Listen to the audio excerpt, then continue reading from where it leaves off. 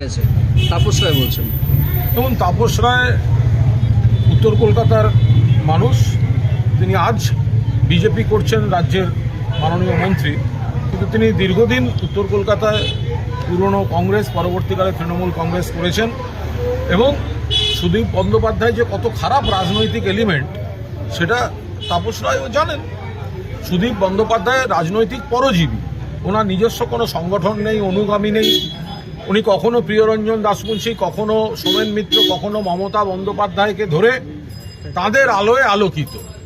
মানে উনি নক্ষত্র দূরের কথা, গ্রহ দূরের কথা, উপগ্রহ দূরের কথা, উনি এমন সব কৃত্রিম উপগ্রহ যেগুলো ওঠে ভূপৃষ্ঠ থেকে, তারপর আর সেগুলো ঠিক কাজ করতে পারে না, কোন সমুদ্রে গিয়ে পড়ে। তারপর তো এখন সুদীপ বন্দ্যোপাধ্যায় একটা বেঈমান, গদ্দার, মির্জাফর, বিভীষণ। আমাদের উত্তর কলকাতায় একটা কথা প্রচলিত আছে যে আমি যেমন সুদীপ বন্দ্যোপাধ্যায়ের বিরোধী, তাপস রায় অন্য দলে থাকেন, সুদীপ বন্দ্যোপাধ্যায় বিরোধী। আমাদের উত্তর কলকাতায় একদম প্রচলিত হচ্ছে দল যার যার, সুদীপের সমালোচনার উৎসব সবার। বলছি আজকে সুমিত্রা অভিষেক বন্দ্যোপাধ্যায় এটা সম্পূর্ণ তাদের বিষয়, কনসার্ন ব্যক্তির বিষয়। এ ব্যাপারে কোনো মন্তব্য করব না। এই সুমিতের বিরুদ্ধে একাধিক অভিযোগ রয়েছে, শালবনীতে জমি দুর্নীতি। আমি আবার বলছি, আমি দলের মুখপাত্র, আমি অন্য কোনো ব্যক্তির মুখপাত্র নই। এবং যিনি রাজনৈতিক কোনো আমাদের পদাধিকারী নন, তাদের সেসব ব্যাপারে আমি কোনো মন্তব্য করব না। সুমিত রায়ের সঙ্গে সঙ্গে যার নাম মাঝে সব ম্যাক্সিমাম সময় জড়িয়ে যাচ্ছেন, তিনি তো আপনাদের দলের সভাপতি সাধারণ সম্পাদক। সেটা আপনারা জড়াচ্ছেন তদন্তে। আজকে যিনি গেছেন, আইনের যা প্রসেস, সুপ্রিম কোর্ট যা বলেছে, এগুলোর সঙ্গে তৃণমূল এবং এই রাজনীতির কোনো সম্পর্ক নেই। ফলে এ বিষয়ে কোনো কথা বলছি না। আমি একটি গুরুত্বপূর্ণ বিষয় আপনাদের জানিয়ে রাখছি, সেটা হচ্ছে এই যে লক আপ ডেথ যেটি হয়েছে Kanchrapara, Halisahar, lock up death, এটা একটা ভয়ঙ্কর ঘটনা, ভয়ঙ্কর ঘটনা।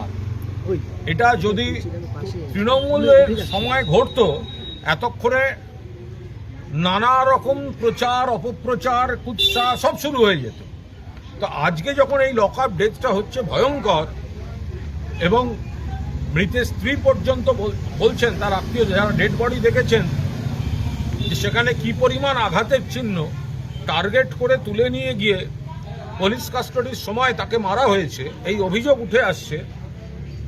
এর যথাযথ তদন্ত দরকার, দোষী পুলিশদের শাস্তি দরকার, যথাযথ ক্ষতিপূরণ দরকার। এবং কেন তাহলে এ ব্যাপারে যারা জড়িত এবং তাদের প্রশাসনের উপর মহল, তারা কেন দায়িত্ব নেবেন না? যিনি মারা গেছেন তার স্ত্রী এই লড়াইটা দিচ্ছেন।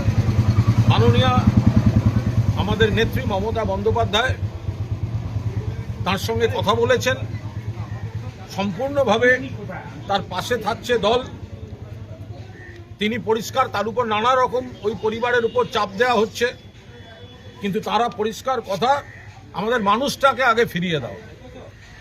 টার্গেট করে তৃণমূলের নেতা তাকে যেভাবে পুলিশ কাস্টডিতে মারা হয়েছে, বিরজু কোয়েট, আমাদের নেত্রী, সহকর্মীরা সবাই ওখানে গেছেন, প্রতিবাদ চলছে, সম্ভবত এখনও অবস্থান চলছে।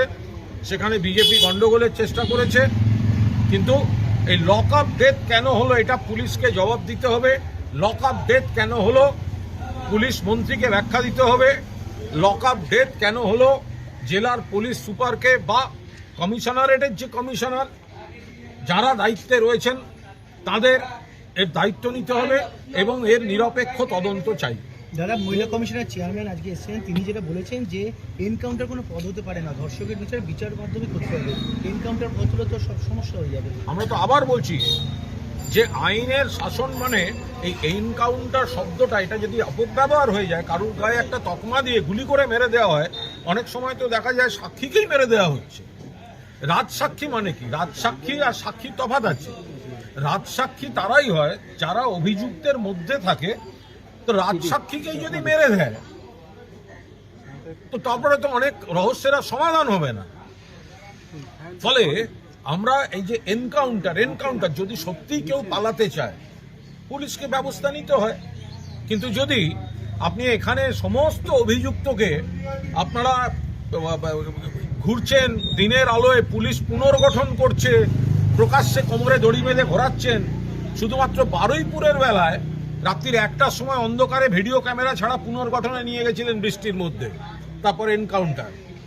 ফলে আমরা পরিষ্কার বলছি যে দোষী কড়া ব্যবস্থা, আইনের মধ্যে থেকে কঠোরতম ব্যবস্থা হোক, কিন্তু এনকাউন্টারের নাম করে টার্গেট করে অনেক ক্ষেত্রে সাক্ষী বা রাজসাক্ষীকে উড়িয়ে দেওয়ার যে একটা আপাত চমকের আড়ালে একটা যে মূল চক্রান্তমূলক খেলা চলে, সেগুলো বাঞ্ছনীয় নয়। বললে গতকালই দেবরাজ্যে চক্রবর্তীর বিরুদ্ধে পুলিশ চার্জশিট দিয়েছেন। সেই চার্জশিটে বলা হচ্ছে যে বিভিন্ন প্রমোটারের কাজ বন্ধ করে লক্ষ লক্ষ টাকা তোলাবাজি করেছেন দেবরাজ, 30 লক্ষ টাকা দিয়েছেন, এমন একটি অভিযোগ তার বিরুদ্ধে রয়েছে। কি বলবেন? না, এই নিয়ে কোনো মন্তব্য করব না, কারণ এটি যার বিরুদ্ধে তিনি বা তার আইনজীবীরা এটা বলতে পারবেন। যদি এর কোনো মিনিমাম বৈধতা থাকে তাহলে সেটা নিশ্চিতভাবে আইনের পথে চলবে। আবার রাজনৈতিকভাবে যদি টার্গেট করা হয়ে থাকে তাহলে প্রমাণ দেওয়ার দায়িত্ব আদালতে, প্রমাণ দিয়ে এই অভিযোগকে প্রমাণিত করার দায়িত্বটা কনসার্ন এজেন্সি। গতকালকে চার্জশিট শেষ হলো, আজকে দেখা গেল নতুন করে ফ্রেশ আরও একটি অভিযোগ দায়ের করলেন আরও এক ব্যবসায়ী। তিনি বলছেন যে মোট 1,25,00,000 টাকা দেবরাজকে তিনি দিয়েছেন তোলাবাজির কাজ। এটা নিয়ে কোনো রাজনৈতিক মন্তব্য করব না। শ্রমিক ভট্টাচার্য বলছেন যে রাজ্যে এবার শিল্পের জোয়ার আসবে, টাটারা আসছে, বিড়লারা আসবে, টাটারা তো আছেই, আবার ইউরোপ থেকে বিনিয়োগ আসবে। এই যে টাটারা আসবে বলা হচ্ছে, মানে কি? টাটারা খুব ভালোভাবে বেশি করে এখানে আছেন। টাটার মানে কি? এই যে সিঙ্গুর বলা হয়, টাটার সঙ্গে তো তৃণমূল কংগ্রেসের কোনো সংঘাত নয়। বামফ্রন্ট জমানার শিল্পনীতি, কৃষি জমি জোর করে দখল, কৃষক এবং ক্ষেতমজুরদের তাদের জীবন জীবিকা রক্ষার লড়াই ছিল। টাটাদের সঙ্গে তো কোনো ঝগড়া নেই। মমতা বন্দ্যোপাধ্যায়ের সময় তো টাটারাও এখানে এসছেন, তাদের বিনিয়োগ বাড়িয়েছেন, সমস্ত রকম কাজ করেছেন। দেশ এবং আন্তর্জাতিক ক্ষেত্রে প্রতিষ্ঠিত যারা ব্যবসায়ী, শিল্পপতি, শিল্পগোষ্ঠী, সেই সংস্থাগুলি এখানে এসেছে। ফলে এগুলো সব নতুন এদের বিবৃতি দেওয়ার কথা ওনারা বিবৃতি দিচ্ছেন। আর মমতা বন্দ্যোপাধ্যায় গত বছর ঘোষণা করেছিলেন আমুলের কারখানা, তো এবছর তো এমনি হওয়ার ছিল। ফলে আমুলকে আমরা এনেছি, কথাটা বলার কোনো কারণ ঘটেনি। দাদা, ইসলামপুরে একজন শিক্ষককে গুলি করে খুন করা হয়েছে, কিছুদিন আগে হাওড়াতেও একই কাণ্ড ঘটেছে। কোথাও ঘরে ঘরে পাড়ে গুলি করার কালচার ফিরে আসছে। তো যারা এগুলো সমালোচনা করতেন, তো তারা এবার বলুন, তারা তো আজকে ক্ষমতায়, তারা তো আজকে দায়িত্বে। কেন আজকে গুলি করে খুন করা হচ্ছে? কেন সমাজ বিরোধী গুলি করছে? কেন শিক্ষককে মারা যেতে হচ্ছে? কেন? যারা প্রশ্ন করতেন আজকে তো উত্তর দেওয়ার দায়িত্ব তাদের।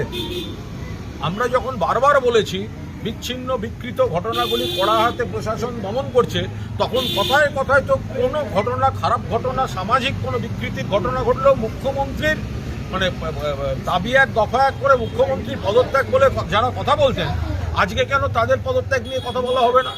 কেন তারা পদত্যাগ করবে না? সনদে গ্রেপ্তার হয়েছেন, সনদের সঙ্গে যিনি যার নেতৃত্বে কাজ হতেন পার্থ ভৌমিক, তিনি দিল্লিতে সনদে গ্রেপ্তার হচ্ছেন তোলাবাজির অভিযোগে। দেখুন, এই ভালো তৃণমূল কনসেপ্টটাই তো অধিকাংশ হচ্ছে গ্রেপ্তারি এড়াতে। অনেকেই এই কনসেপ্টটাই তো অধিকাংশ হচ্ছে গ্রেপ্তারি এড়াতে। আমি সকলের কথা বলছি না।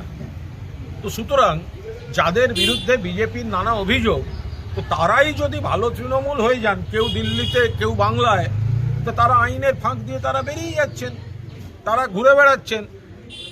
আমার তো মনে হয় এই যে তথাকথিত যে এই সাংসদ গদ্দার, বেঈমান যেগুলো, আর কিছু বিধায়ক, এদের সঙ্গে যখন বিজেপি নেতাদের সব গ্রুপ ছবি বেরোচ্ছে, আরে তৃণমূল কর্মীদের কি রিয়াকশন সে তো আমরা বুঝতে পারছি, কিন্তু তার থেকেও বেশি আমাদের কৌতূহল বিজেপির কর্মী সমর্থক নেতাদের, তাদের কেমন লাগছে। এই গদ্দারগুলোই তো গিয়ে আপনাদের নেতা। আচ্ছা, বিজেপির এ রাজ্যের অর্ধেক বড় নেতা প্রধানমন্ত্রীর সঙ্গে চা খাওয়ার সুযোগ পেয়েছেন? পাননি। তৃণমূলের গদ্দারদের সঙ্গে প্রধানমন্ত্রী চা খান। তো সুতরাং এদেরকেই আপনাদের নেতা বলে মানতে হবে, এদেরকে ঘিরে আপনাদের বিজেপি করতে হবে। তো ফলে আপনাদের করুণ অবস্থা থেকে আমাদের হাসি পাচ্ছে।